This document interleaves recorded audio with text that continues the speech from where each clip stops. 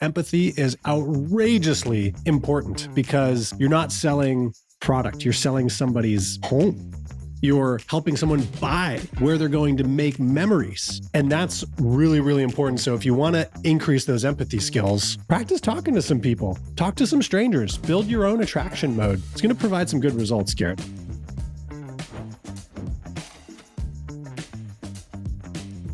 Welcome back, everyone, to Life at 10 Tenths, where we inspire and help you to live at the pinnacle of your ability and purpose. As always, I'm Matt.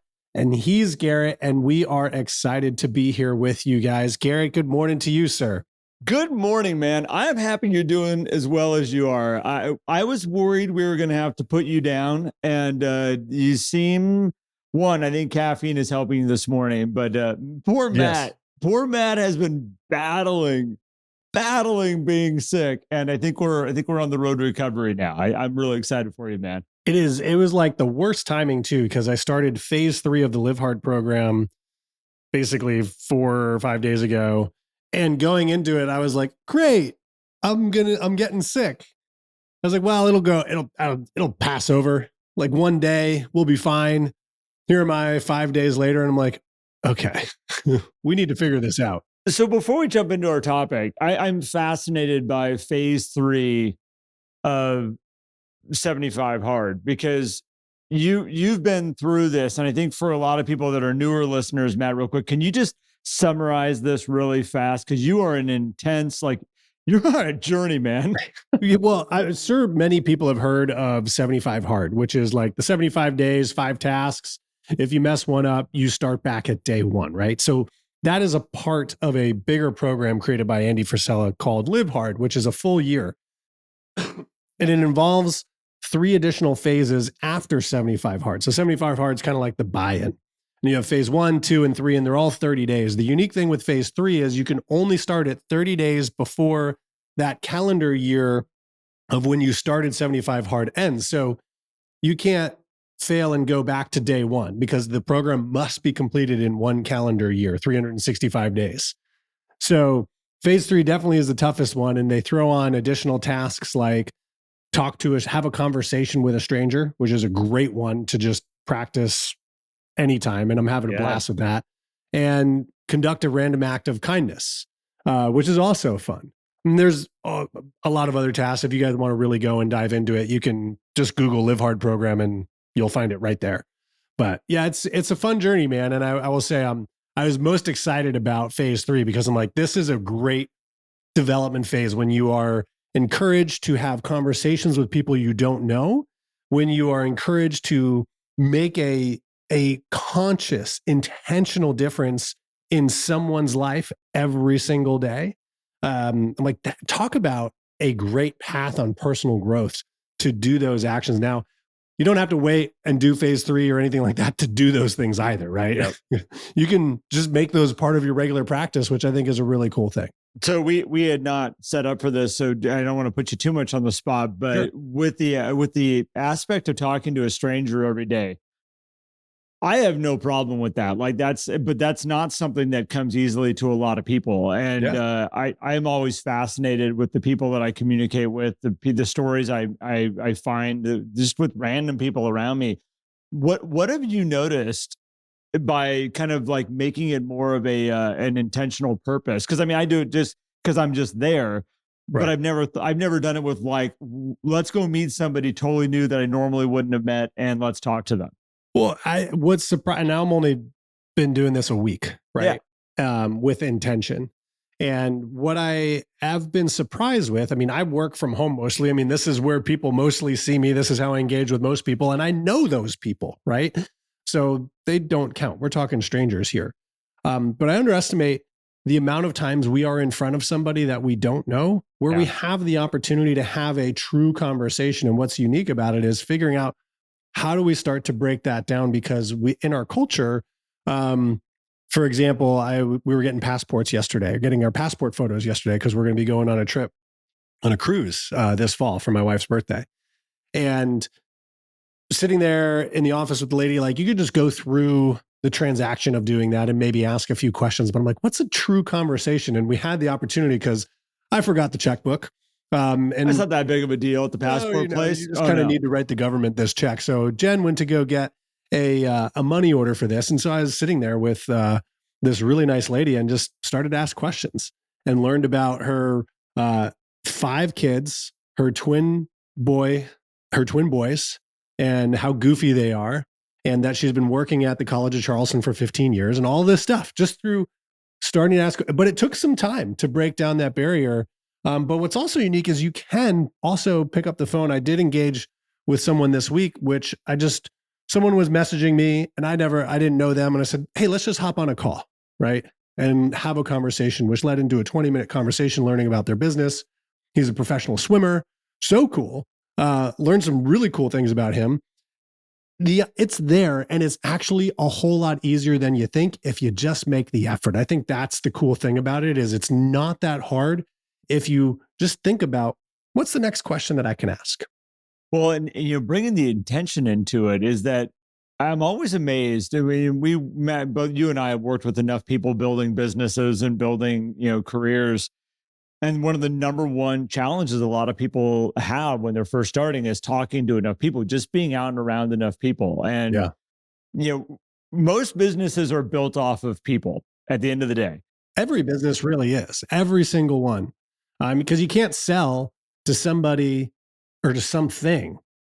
You can't, you can sell to a business, but a person is going to make that decision, right? You can't sell to AI. Well, as I say, there are some businesses out there that it's some random service. Like I met that guy at that track day here a while back that created the algorithm for the Reno casino slot machines.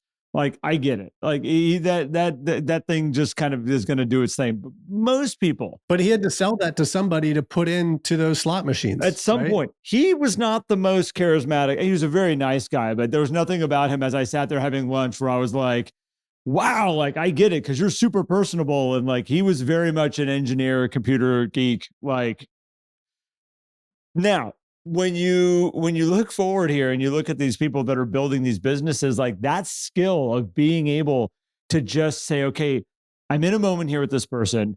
Can I slow down and ask them some questions and engage with them? Or is this just going to be a moment that we interact because we have to and we move along? Yeah. And more often than not, that's what we're doing all the time. We go through our entire day and then I talk to people and they're like, I just can't seem to talk to enough people. No, you chose not to engage with enough people. It's really hard to go through your week and not have to like interact with 50 people or more.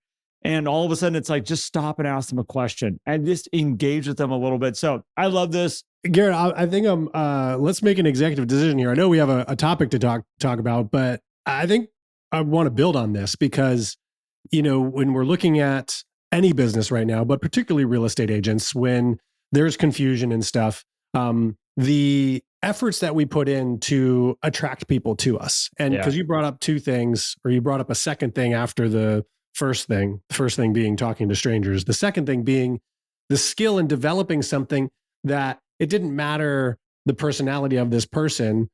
He developed the algorithm that was so good that people had to buy it, right? And in certain businesses, that's going to work. There's restaurants out there where you're like, yeah, the service sucks, but the food is so good, right? Yep. The problem is the likelihood of that being you is really low. It's possible. I mean, you could have something outrageously good that's you. Like a transmission.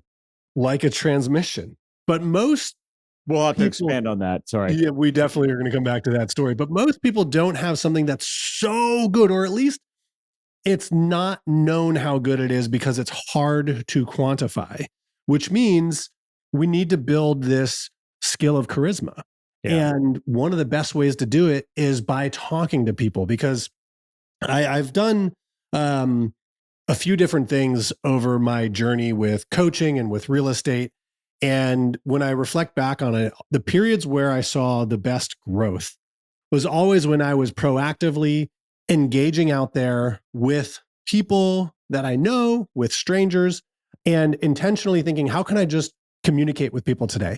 How can I talk to people? And I say communication broadly because it doesn't have to be going and having an in-person conversation with a stranger. There's so many other forms of this, Garrett. Well, and again, and like, so we just went to conferences. You were at a conference, I was at a conference, and and it's interesting to watch a conference environment like that, because you can very easily engage, you can very easily disengage, and just be there for the actual speakers. And you show up for the speakers, and you do your stuff, and then you go and you kind of separate yourself from the group. I'm a people watcher. I've always done it. I analyze situations. It's probably the reason I went to school for psychology. I'm fascinated by how people interact and how they work together, and why we do what we do. And when you look at those environments, it's interesting to see the people that literally pull people together, and you can watch them do it. And I think it's one of those things that we look at and we go, that's either a skill you got or a skill you don't. And at some point, they learned it. I mean, there are ones with natural ability to be able to do it, but it's always amazing when I watch somebody transform and they all of a sudden are given the okay, and then they get a chance to. There's an actual. It's funny.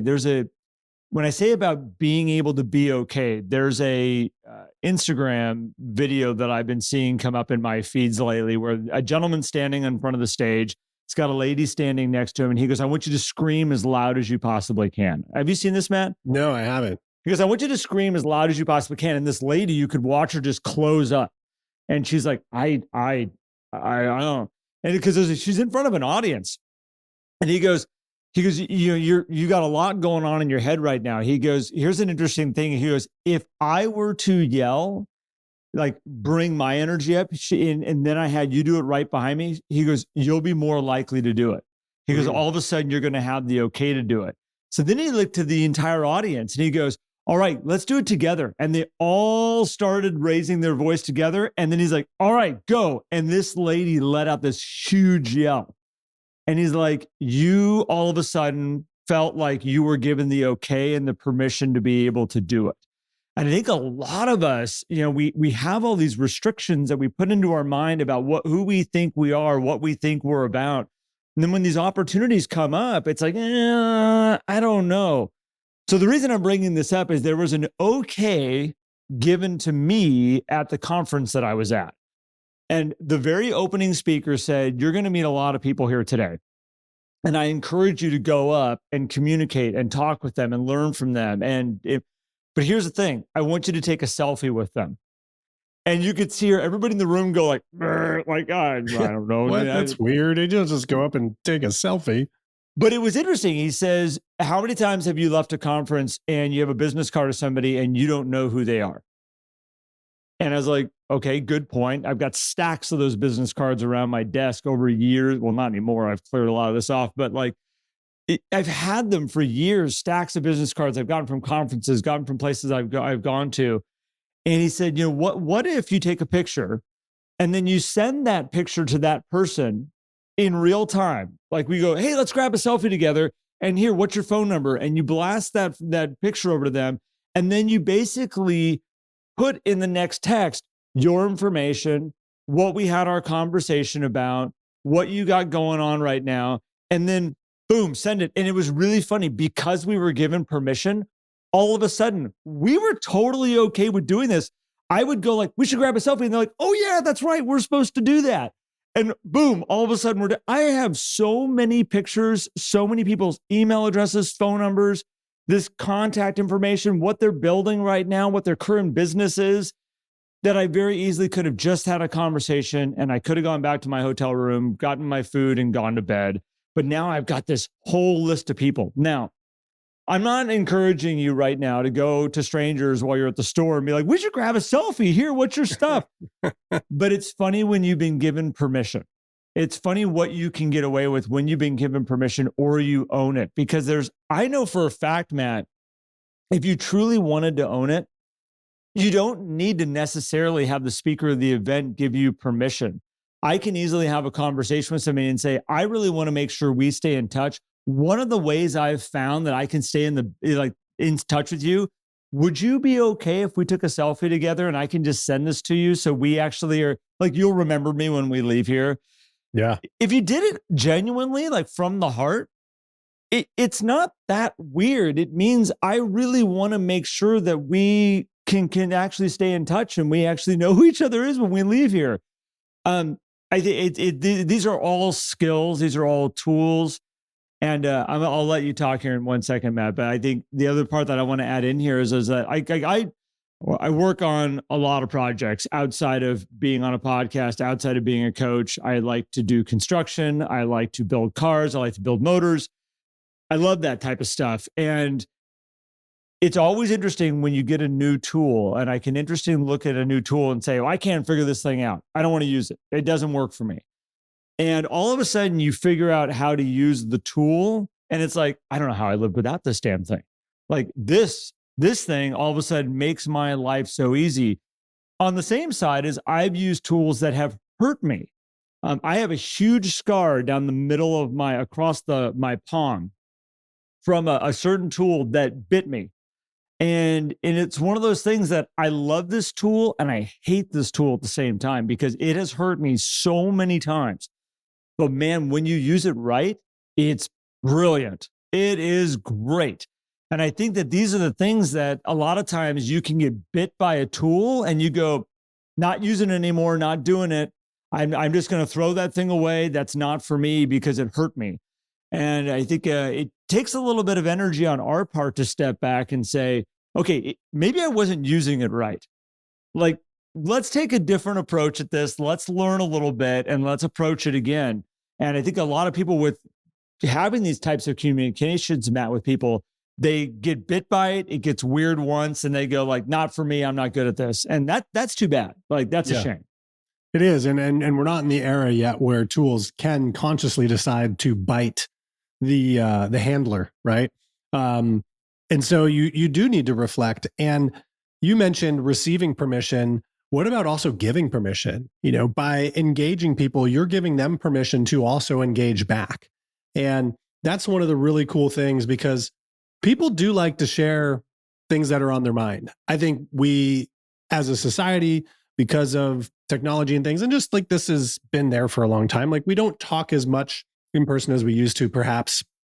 And so we don't feel like we have the permission to engage back, but most people do want to. And you'll figure it out if somebody doesn't want to engage back. I've had plenty of conversations this week where I've tried to engage somebody and no, it wasn't going anywhere. And I was like, well, that failed. That was like my whole plan today was to go to the pharmacy and talk to the pharmacist, and they didn't want to talk to me. Like, this is frustrating. Who am I going to talk to now? Right. I love trying to break that barrier, by the way. I look at that as like, okay, the game is on now. Yeah. Well, and that's the fun part. I mean, like, what's the worst that can happen in these scenarios too? Right. And if we take that approach, you get to give permission, and it might open somebody up, change some energy for them for the day, which is really cool. But it also just allows you to get comfortable with putting yourself in attraction mode, because if you get comfortable with asking these more questions and engaging people in general, when it comes to running your business, you're going to ask more questions. You're going to communicate more effectively. You're going to share things in a way that's probably more understandable, and you're going to build a bond, because in a service business, your relationship with the person is going to be worth way more than your ability to do the task. Now, I'm not saying that the ability to do it is not important, and we're going to have an episode that was actually going to be today's episode, but we're going to now do that probably next time. I think we should title it with the actual episode it was going to be, within parentheses, that it's not actually about this. We went off a different, but not this next time. Next one. Because, your relationship with someone builds trust, which allows you to grow, right? And you want that from your clients and your customers, because if you can grow, you can then come back from maybe a mistake or a misunderstanding, which leads to, Garrett, I think your story with the transmission. Should we talk about it right now? We should probably, because I brought it up, we should probably talk about it. You mentioned it. I mean, and I would say this is a missed opportunity on that business owner to communicate with you and learn more about what you wanted to do with this project, instead of just throwing darts, really. Well, there's a lot of things to unpack around this. So I think there's this is probably going to come up again, and I'm in the middle of this right now. So I just, so we know, there is the conclusion. We'll get to the resolution soon. Yeah, there's to be continued. Answers. ... It'll be later today is what's going to this is going to unfold. But I have a transmission that went out in our Suburban. I got quoted a huge price to have it rebuilt by dropping it off.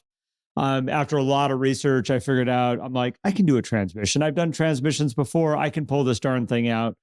And it was half the price to have me pull it out and then bring it to a shop and have it done. That's what I was quoted over the phone. I was very excited about this, by the way. I was like, sweet. I'll do it myself. I love the afternoons of sitting under a car and rolling around on my creeper board. That's one of those boards, if you ever see people laying down and rolling around, pushing around with their feet. Best invention ever, by the way. Well, I went in to go pick up the transmission, and the price that was quoted to the price for me to pick it up and take it out of there was 30% higher for a job that, when I said, how did the job go? They said standard. Everything was really good. Everything was really easy. No main damage. It was just a very simple job, 30% higher. At which point, when I questioned them, I got somebody, I think they're in scarcity mode is really what I've been trying to analyze about this, Matt.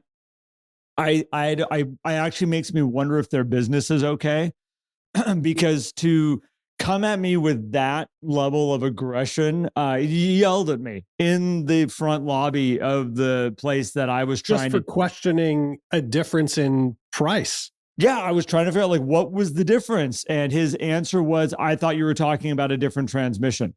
And I was like, okay. You could have said that when I delivered it. We obviously have a misunderstanding, and how are we going to solve this? And the answer was, I'll give you another transmission that you can take to a different shop and have that one rebuilt. That was his only solution, was I will keep your transmission, I will sell it, and I will give you a junk one that you can go have and rebuilt. That wasn't really the answer I was looking for. And I wasn't looking for him to give it to me for initially what he said. I understand there's misunderstandings. We have these abilities to communicate with people and to be able to sit back and say, let's sit down in the office really quick and figure out what happened here and let's talk.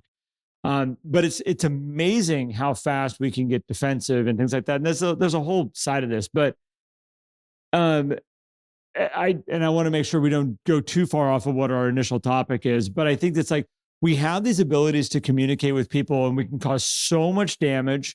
We can also bring so much good. And, in these opportunities we talked about in a past episode, where when things go wrong, and maybe it was in our old podcast, we talked about when things go wrong, that's where the opportunity lies. This is one of those moments that he could create a raving fan, even if I don't get exactly what I thought before.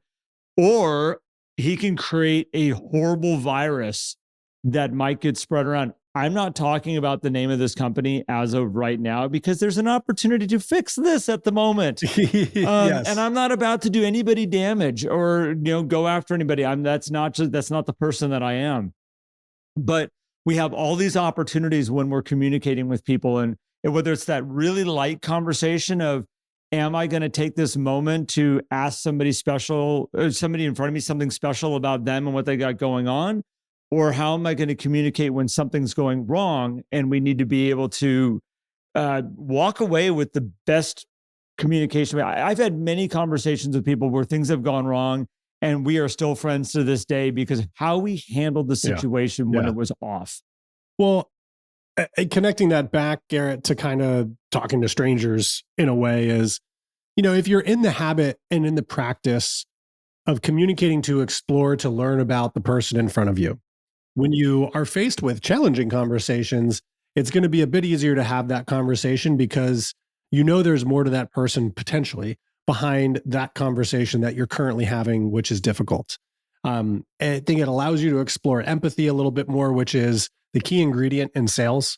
Like, if you want to be a successful salesperson in any sales industry, but absolutely, particularly in real estate, empathy is outrageously important, because you're not selling product. You're selling somebody's home. You're helping someone buy where they're going to make memories.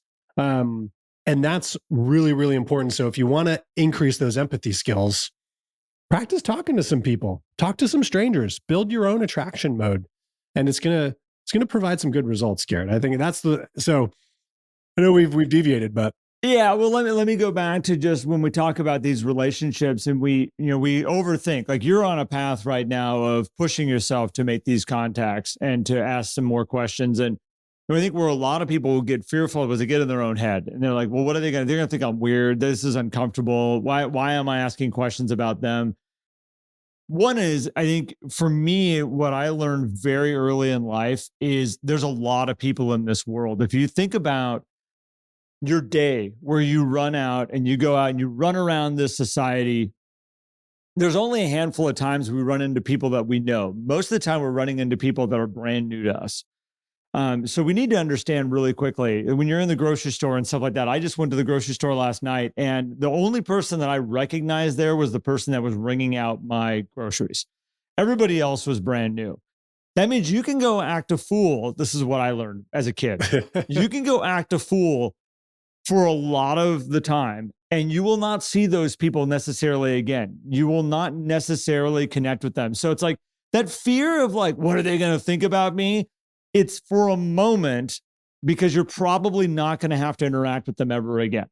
I'm not saying act crazy. I'm just saying explore your environment, have some fun with a little bit. Just tone it down just a second and not be so worried about it.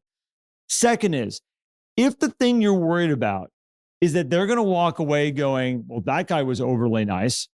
Okay. Not a bad problem. Yeah. Like that guy went out of his way to ask me some questions about me, and it was a little uncomfortable. But why was that uncomfortable? He was asking me questions about me and my world and my life and what's important to me and what I'm doing for the weekend. And is that a place I'd like to go to often? And like, it's just, yeah, you could make it strange if you wanted to, but it's really one of those like, where do you live? Yeah. Where do you like to hang out in your house? Oh, that'd be weird. That'd be weird. You can make it strange. You can make it strange. But if we keep it simple to the basics, if the worst thing ever is they walk away saying, man, that guy was overly nice, that person was overly nice, be okay. Make the connection, make the communication. And as we started this whole thing off, Matt, most businesses are based off of people. And the more people that understand that you are a good person and that you mean well and you take care of people, it's pretty hard for your business not to grow and thrive. It's when we have a lack of people. This is when we get into, I don't have enough business in front of me right now because I'm not communicating with enough people. So what do I need to do? I need to buy opportunities. That's when people have to go down that route. I know a lot of people, Matt, that because their relationships and their database is so big, they're not running ads. They're not promoting their business out there in any other form than just a simple postcard to the people that they know, like, and trust. Like, it's a really simple formula when you build out a group of people that trust you. You're not having to go after any strangers at all. You're not having to figure that side of it out. And most businesses out there are running ads, and you do hear about them in the on the radio spotlights and things like along these lines. And I'm not saying it's bad. I'm just saying is that if you really figure out the people, you actually don't need to do a lot of that stuff. You can simplify all this down. People are incredible. They want to help each other out. They want to look good. There's lots of simple factors here. So this was not what we wanted to talk about, Matt. This was totally different. We went down a whole different path thanks to you and your Live Hard program that you're running through. Thanks to you for priming the conversation. So I think it worked out okay. And if it didn't work out, let us know. Shoot us a note and be like, that didn't work. That was, you guys missed it. You should have gone with your initial topic. I don't know what it was, but you should have gone with it. Right. That's what I'll expect. Well, to wrap this up, Matt, I'm really happy that you survived this episode. You seem to be going strong. I'm really proud of you. Thank you. Yeah. And you showed up, man. Then that's half the battle, showing up. With that being said, we appreciate all of you. Thank you for tuning in to our podcast and showing up with all of us. And if you want to follow us, you can go to Life at 10 Tenths. You can find us there. Matt and I are all over social media. So if you want to find us on Facebook, if you want to find us on Instagram, we're spending a ton of time on Instagram as we are growing and we're connecting with all of you. And I love the interaction with all of you. I'm going to be changing my handle up here. So I was going to throw my handle out right now, but I'm trying to figure out exactly what I want it to be. But you can search for me, Garrett Life at 10 out there on Instagram. You will find me. Matt, how do they find you on Instagram? Matthew J. Benelli. Matthew J. Benelli. Super simple. It's where I need to probably land at, is just making it nice and simple. There's a bull rider out there that shares my name, and there's a couple of famous. Ooh, that's a cool discovery. I actually had somebody get a hold of me that was an old friend, and they got a hold of me in a very weird way. They're like, "Are you a professional bull rider right now?"